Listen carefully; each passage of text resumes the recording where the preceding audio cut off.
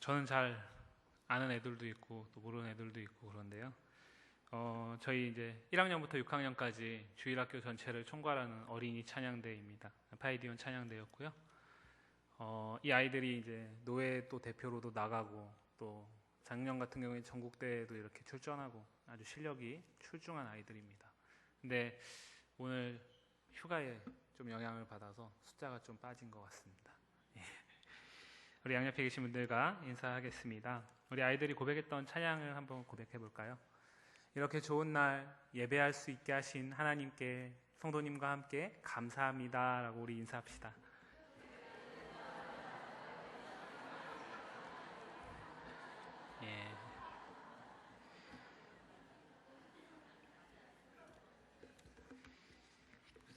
감사합니다.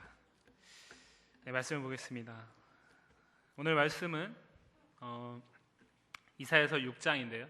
이사야서 6장은 아마 이 주일 오후 예배, 오후 찬양 예배까지 이렇게 드리고 집에 가시는 성도님들 수준 정도 되시면 아마 한 해에 한 두세 번씩은 계속 들어보셨을 그런 말씀입니다. 그리고 이 말씀은 그만큼 이사야서 안에서 중요한 위치를 차지하고 있고요. 이사야라는 사람을 하나님께서 선지자로 부르신 그 장면이 이사야 6장에 나타나고 있습니다. 그런데 오늘 우리는 이제 말씀을 조금 다른 관점에서 보도록 하겠습니다. 하나님께서 이사야를 부르셨다라는 것은 우리가 너무 많이 들었고 또 그 소명의 부분이 너무나 중요하기 때문에 많은 걸쳐서 많은 분들에게 때에 따라 시에 따라 들었기 때문에 오늘 우리는 말씀을 그 앞부분 하나님께서 이사야를 부르시는 그 상황과 오늘날 우리 현대교회, 우리 현대사회의 상황을 연관시켜서 우리가 취해야 할 것이 무엇이고 우리가 회복해야 할 것이 무엇인지를 생각해보는 시간 되었으면 좋겠습니다. 본문 1절 말씀 보시면 6장 1절 말씀에서 우시야 왕이 죽던 해에 내가 본즉 주께서 높이 들린 보좌에 앉으셨는데 그의 옷자락은 성전에 가득하였고 라고 말씀이 시작됩니다. 우리가 함께 읽었듯이 이 말씀은 이사야를 부르시는 그 장면, 특별히 하나님께서 환상 가운데 이사야를 부르시는 장면이 기록되어 있습니다. 그런데 6장 1절 말씀에서 우리가 간과하기 쉬운 표현이 하나 기록되고 있는데 그것은 무엇이냐면 우시야 왕이 죽던 해라는 것입니다. 이것은 단지 이 성경에 있는 이 이사야에 기록된 이 얘기가 누가 지어낸 것이 아니라 역사 속에 있는 얘기다라는 것을 밝히기 위한 그런 목적도 물론 있습니다. 하지만 그것보다는 훨씬 큰 목적이 이 안에 있습니다. 그것을 이해하기 위해서는 우리가 우시야라는 왕에 대해서 먼저 알 필요가 있습니다. 그래야 우시야의 시대를 하나님께서 왜 이사야를 부르시는 이 상황에서 먼저 언급하시는지를 우리가 이해할 수 있습니다. 근데 이 이사야 6장 말씀에서는 우시야가 어떤 일을 했는지 나와 있지 않습니다. 그래서 우리는 열왕기서와 역대기서에서 이 우시야의 흔적을 찾을 수 있고 특별히 역대하 26장에 보시면 한 장에 걸쳐서 이 우시야가 통치한 52년의 기간을 후대의 사가들이 어떻게 평가하고 어떻게 기록하고 있는지가 나와 있습니다. 역대하 26장에서 처음에 우시야 왕은 하나님 보시기에 여호와 보시기에 정직하게 행했고 하나님을 찾았고 그로 인해서 하나님이 주시는 형통의 복을 누렸다라고 기록되어 있습니다.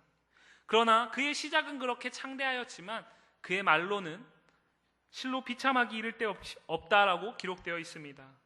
나병에 걸려서 운둥병이라고 말하는 병을 이야기합니다. 나병에 걸려서 왕궁이 아닌 왕임에도 불구하고 별궁에서 쓸쓸하게 홀로 죽음의 날만 기다리는 왕으로 기록되어 있습니다.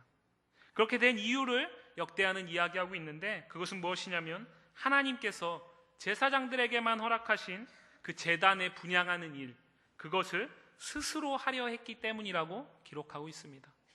성경에는 이 우시야와 비슷하게 해서 망한 왕이 한 명 더 나와 있습니다. 우리가 잘 아는 이 이스라엘의 초대왕 사울입니다.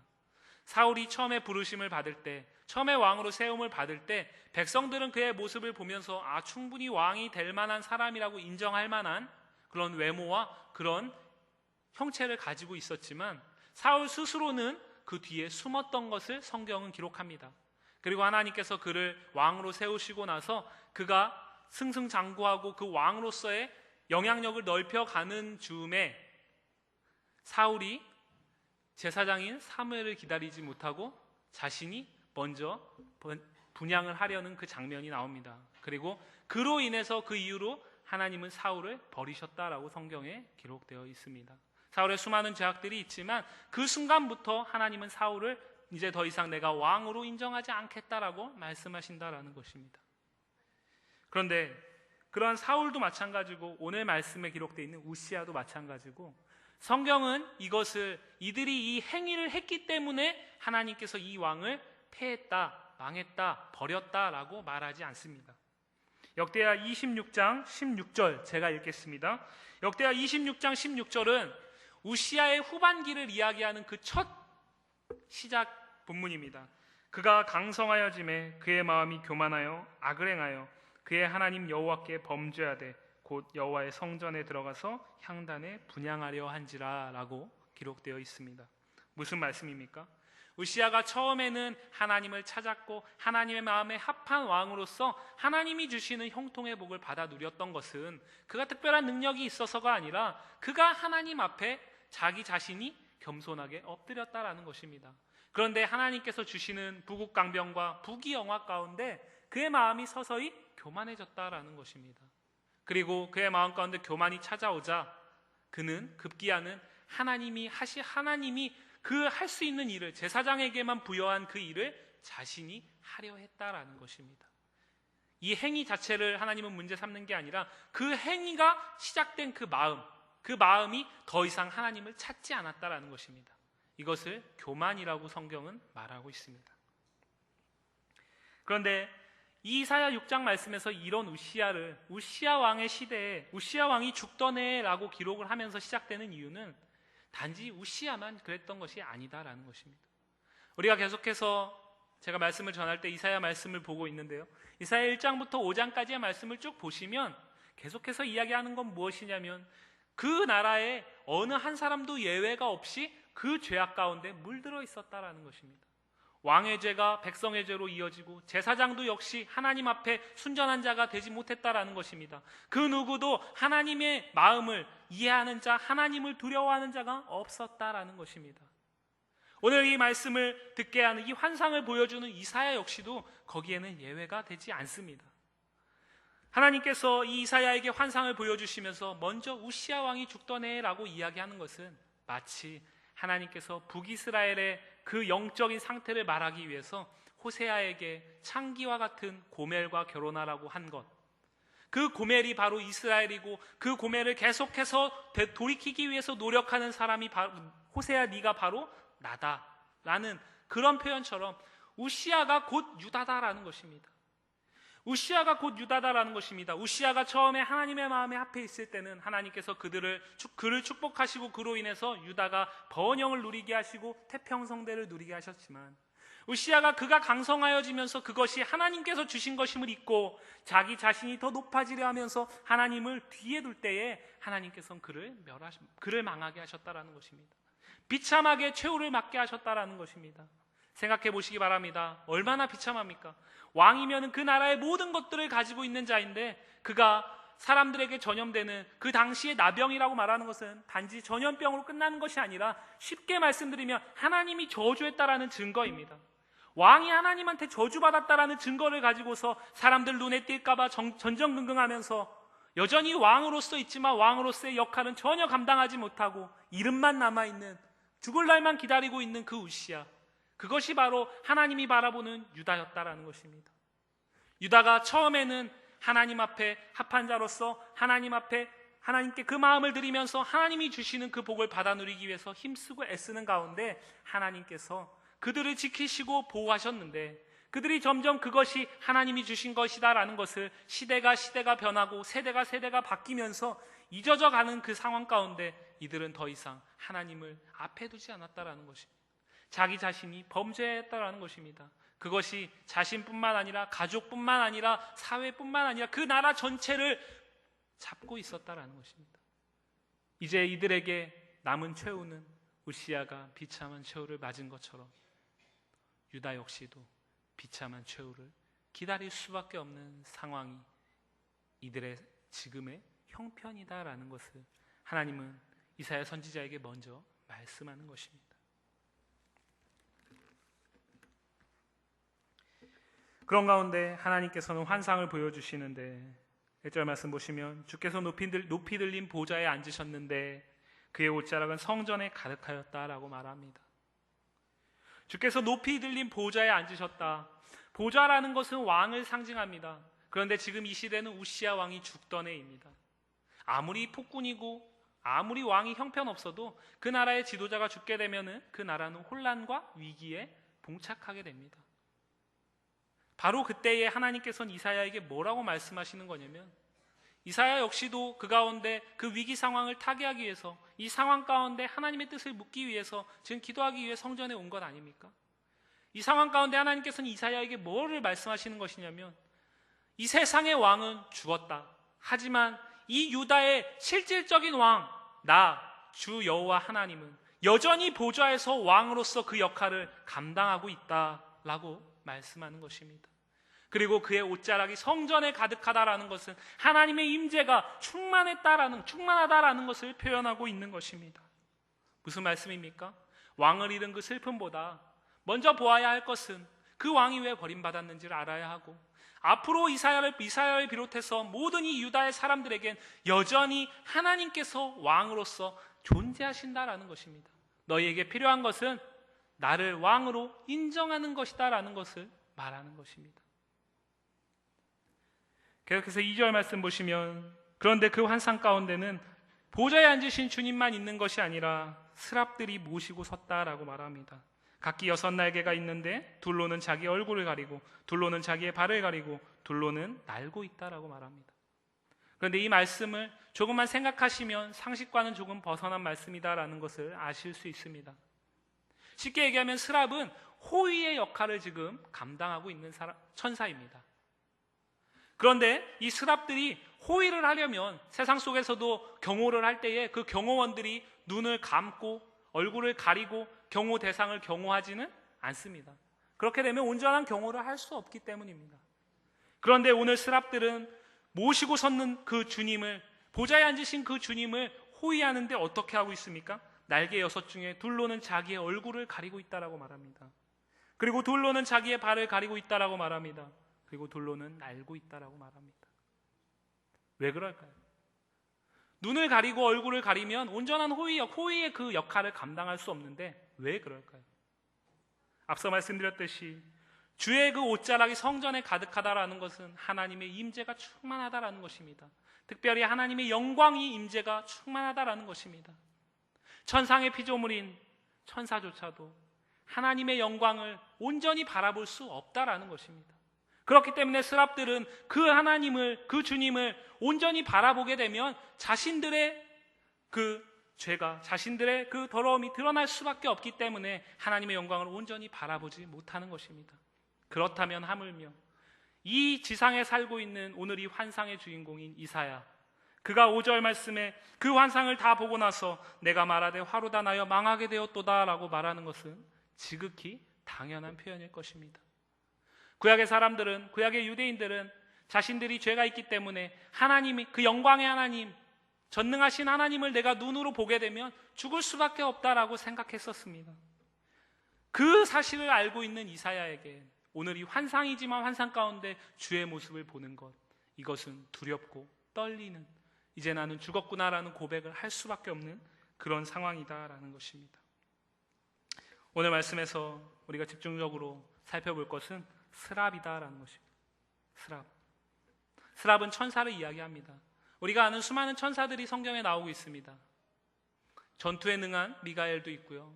또 마리아에게 그 예수 그리스도의 수태를 알려준 가브리엘도 있습니다. 근데 그런 천사들이 아니라 오늘 우리가 잘 알지 못하는 스랍이라는 천사가 이 환상 가운데 나오고 있습니다.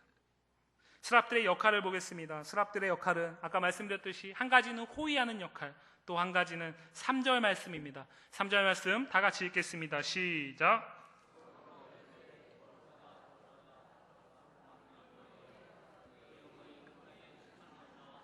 아멘. 스랍들의 역할은 무엇입니까? 찬양하는 것입니다. 주님을 호위하고 보좌에 앉으신 주님을 호위하고 또 한 가지는 찬양하는 것입니다. 그런데 어떻게 찬양하고 있습니까? 그들의 찬양의 내용은 무엇입니까?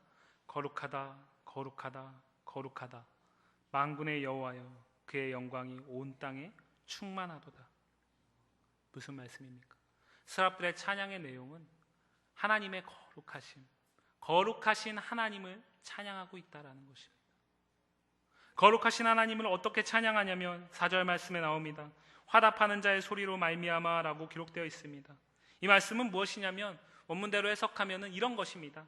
스랍들이 있지 않습니까? 지금 스랍이 하나만 있는 것이 아닙니다. 스랍들이 있는데 그 스랍들이 서로 돌림노래 하듯이 거룩하다, 거룩하다, 거룩하다 하면 이쪽에서 여호와여 그의 영광, 만군의 여호와여 그의 영광이 온 땅에 충만하도다. 이것이 계속해서 쟁쟁하게 울린다라는 것입니다. 지금 이 성전을 쟁쟁하게 울려서 그 소리가 너무 커서 그 울림이 너무 커져서 어떻게 될 만큼 문지방의 터가 흔들릴 만큼 그 소리가 점점 더 성전을 감싸고 채운다라는 것입니다. 그리고 그 소리가 성전을 흔들고 채우는 것을 오늘 4절 말씀은 연기가 충만하다라고 표현하고 있습니다. 이미 앞서 우리가 살펴봤듯이 이것도 역시 하나님의 영광의 임재가 충만한 것을 표현할 때 말하는 것입니다. 다시 말씀드려서 스랍들의 역할은 두 가지가 있는데 하나는 보좌에 앉으신 주님을 호위하는 것이고 하나는 그 주님이 어떤 분이신지를 찬양하는 것입니다. 그래서 온 땅이 그 주님을 인정할 수 있게 하는 것이 오늘 스랍들의 역할입니다. 그런데 이 스랍이라는 것이 히브리어인데요. 이 단어의 어원을 보시면 샤라프라는 단어입니다. 근데 이 샤라프라는 단어가 뭐냐면 해석하면 불로 태우다, 소멸하다, 불사르다 라는 뜻입니다. 한마디로 말씀드려서 스랍은 불타는 천사들을 의미합니다. 왜 수많은 천사들이 있는데 오늘 이 이사야의 환상 가운데 하나님께서는 불타는 천사들을 보여주셨을까요? 그것은 오늘 이들이 찬양하는 하나님이 거룩하신 하나님, 거룩하신 주님이다라는 것과 밀접한 관계가 있습니다. 불로 태우다, 소멸하다, 불사르다라는 단어가 구약 성경에서 여러 번 사용되는데 특별히 그것이 두 개의 범주로 나눌 수 있습니다. 한 가지는 무엇이냐면 심판, 진노, 하나님께서 죄에 대해서 책망할 때 사용되는 단어입니다. 그리고 또 한 가지는 무엇이냐면 하나님께서 은혜의 방편으로 주신 것, 레위기에 특별히 많이 나오는데 하나님께서 인간의 죄, 이 세상의 구약의 유대인들의 죄를 사하시기 위해서 예수 그리스도가 오시기 전에는 제물을 태워서 그 연기를 하늘로 올리라고 말했습니다. 그러면 그 제물이 너희 죄를 대신해서 전가해서 내가 너희를 죄사함을 인정하겠다라고 말씀하시는 그 장면, 제물을 태울 때에 거기에 바로 이 단어가 사용됩니다. 다시 말씀드려서 이 오늘 스랍들이 찬양하는 이 거룩하신 하나님을 이야기할 때는 제물을 태우는 그 장면과 밀접한 관계가 있습니다. 거룩하신 하나님은 무엇일까요? 이사야서 전체를 관통하고 있는 거룩하신 하나님은 어떤 하나님이실까요? 그것은 우리의 죄에 대해서 차마 눈뜨고 보지 못하시는 하나님입니다. 그리고 그 하나님의 임재하심을, 하나님의 통치하심을 인정하기를 원하시는 하나님입니다. 그리고 그 죄를 다 깨끗하게 하신 다음에 다시 우리를 부르시는 하나님입니다. 레위기서에 이 단어가 7번 등장하는데 레위기서보다 훨씬 더 많이 이 단어가 등장하는 성경이 있습니다. 그것이 바로 오늘 우리가 함께 보는 이사야서입니다. 한마디로 말씀드려서 오늘 이사야를 부르실 때 하나님이 거룩하신 하나님으로 나타나신 이유, 거룩하신 하나님, 거룩하다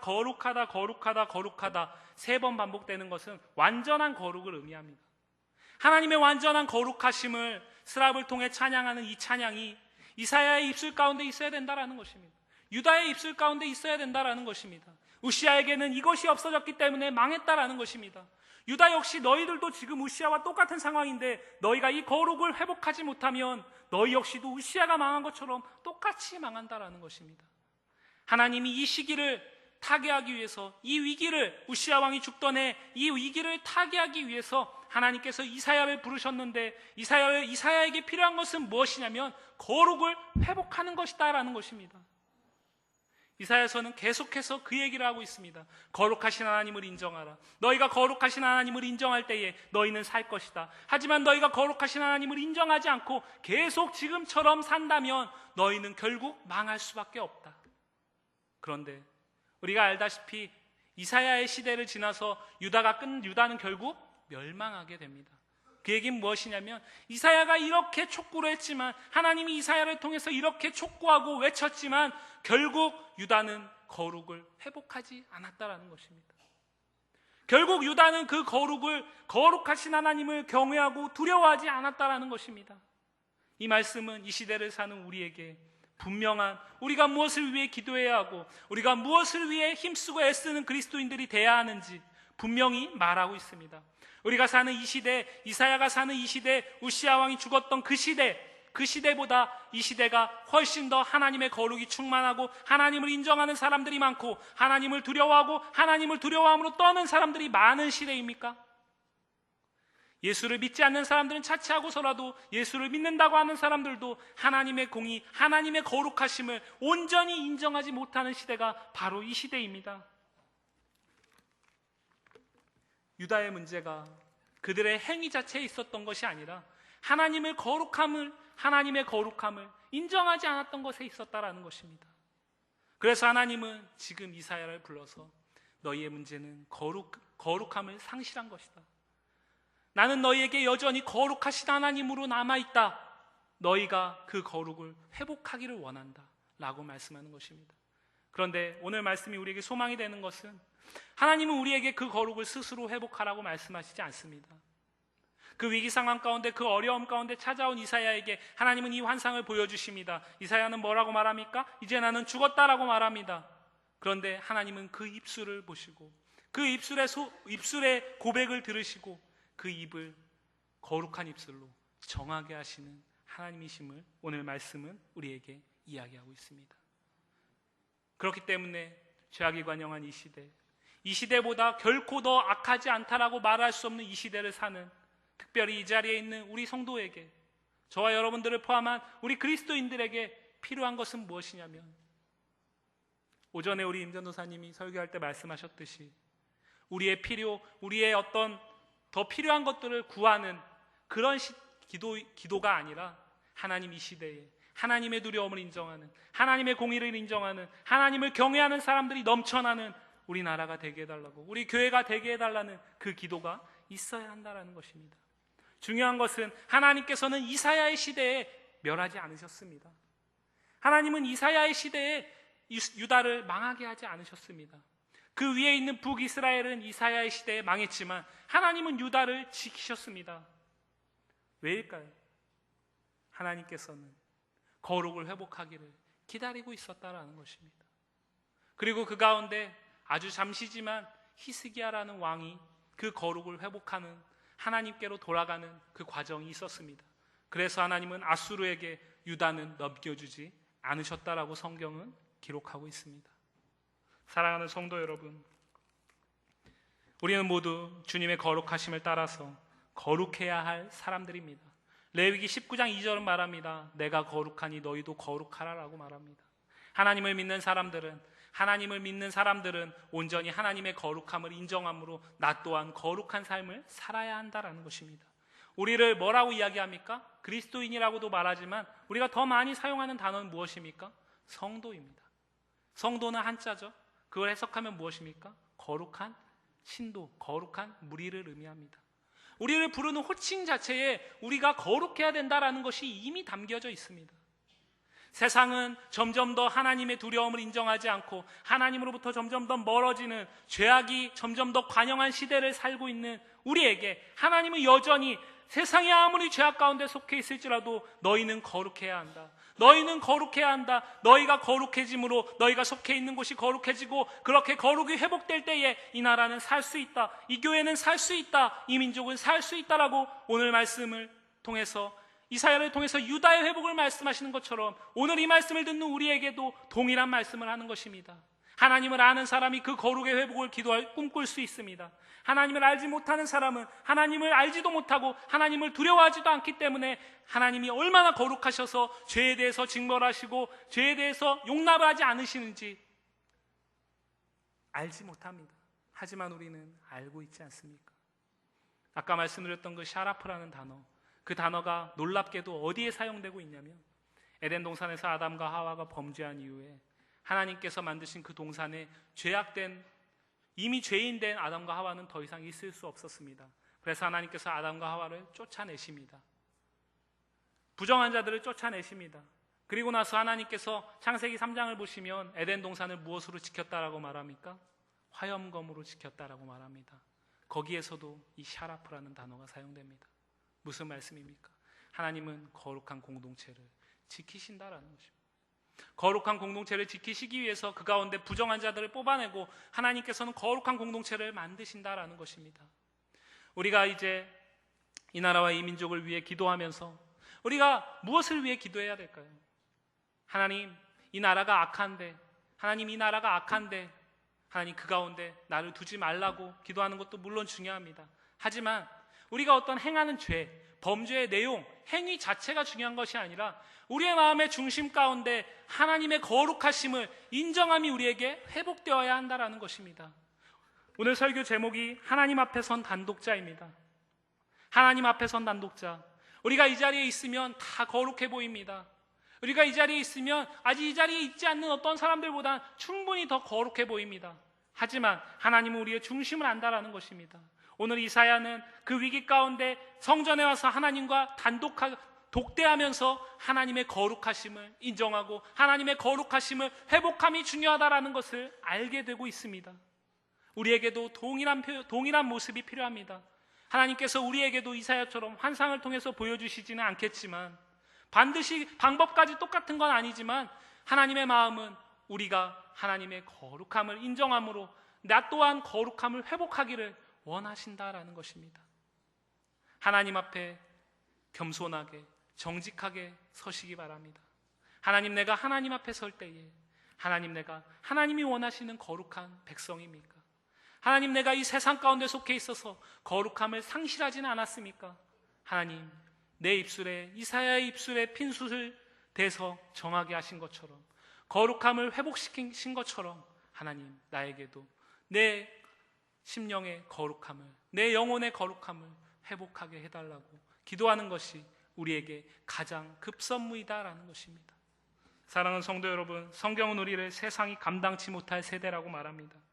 이는 우리가 세상이 악하다고, 세상이 더럽다고, 세상이 하나님을 두려워하지 않는다고, 우리도 하나님을 두려워하지 않고 우리도 아까운데 관대해지고 죄 짓는 것에 대해서 아무런 죄의식조차 느끼지 않는 것처럼 살아서는 안 된다라는 것입니다. 세상의 그 악한 시대를 쫓아가서는 안 됩니다. 하나님 앞에 선 단독자가 되어서 이사야가 환상 가운데서 거룩함을 회복하는 것을 중요하게 생각하고 하나님의 은혜로 그 거룩함을 회복해서 이사야의 그 놀라운 예언의 시대가 시작된 것처럼 우리에게도 하나님께서 이 시대를 보시고 거룩이 없는 시대, 거룩을 상실한 시대에 여전히 우리를 성도로 삼아주신 것은 우리가 이사야와 같이 하나님 앞에 정직하고 겸손하게 서서 그 앞에 돌이키고 하나님이 원하시는 거룩함을 회복하기를 원한다는 사실을 기억하시기 바랍니다. 그 한 사람이 있을 때에 하나님은 그 한 사람의 거룩함 때문에 이 나라와 이 민족을 멸하지 않으실 것입니다. 그 한 사람마저 사라진다면 하나님은 더 이상 거룩하지 않은 이 공동체, 이 나라와 이 민족을 더 이상 기다리실 필요가 없어지기 때문입니다. 오늘부터 우리에게 그 기도가 있기를 원합니다. 목사님이 늘 말씀하시듯이 올해가 우리나라에게 중요한 시기 아닙니까? 저 역시도 나라와 민족을 위해서 기도하고 싶은 마음이 별로 들지 않습니다. 근데 이 말씀을 준비하면서 많이 회개했습니다. 내 눈에 보이는 것을 위해서 기도하지 마시고 하나님을 두려워하는 사람, 하나님의 거룩하심을 인정하는 사람이 이 나라와 이 민족을 이끌어갈 수 있게 해달라고 기도하시기 바랍니다. 하나님이 통치하시는 나라가 이 나라가 되게 해달라고 기도하시기 바랍니다. 세상에 보이는 사람이 뛰어나서 우리나라가 잘 살 수 있고 우리나라가 형통회복을 누리는 것이 아니라 하나님께서 이 민족을 붙잡으시면 우시아의 시대 초기에 우시아가 하나님을 쫓았던 것처럼 복을 받아 형통의 복을 누렸던 것처럼 우리도 형통의 복을 누리게 될 것입니다. 하지만 하나님을 두려워하지 않는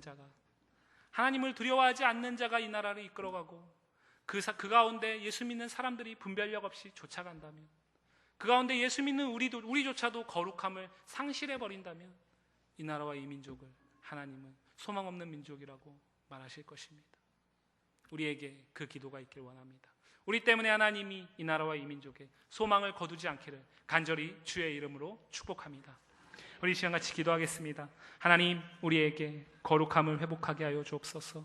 하나님, 우리가 정직하고 겸손하게 하나님 앞에 설 때에 내가 거룩하다라고 인정할 수 있게 하여 주옵소서. 하나님께서 내 모습을 보시고 나를 거룩하다고 칭찬할 수 있게 하여 주옵소서. 하나님, 그리하여서 스랍들이 찬양했던 그 찬양이 우리 이 자리에 있는 우리 모든 성도들의 내 입술 가운데 먼저 나타나게 하시고 그 사람들이 모여있는 대한민국이 될 수 있게 하여 주옵소서. 많은 사람들이 거룩을 두려워함으로 떨므로 회복할 수 있게 하여 주옵소서. 간절히 주여 한번 부르시고 기도합니다. 주여!